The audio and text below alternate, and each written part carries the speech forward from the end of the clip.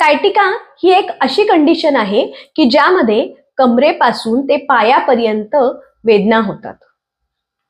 कमरेमधून जाणारी सायटिका ही नर्व ह्यामध्ये दाबले जाते आणि म्हणूनच ह्या नर्वच्या प्रभावाखाली असणारा कमरेपासून ते पायापर्यंतचा भाग ह्याच्यामुळे प्रभावित होतो.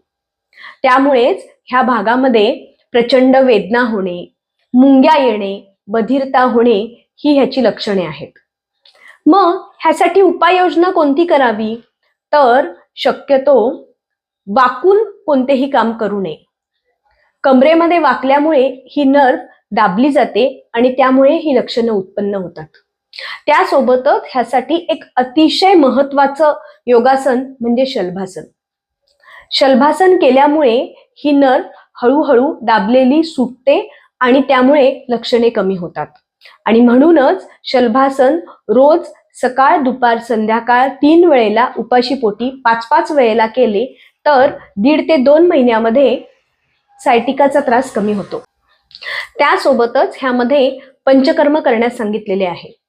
त्यामध्ये स्नेहन, स्वेदन, बस्ती, रक्तमोक्षण ह्याचा खूप चांगला फायदा दिसतो.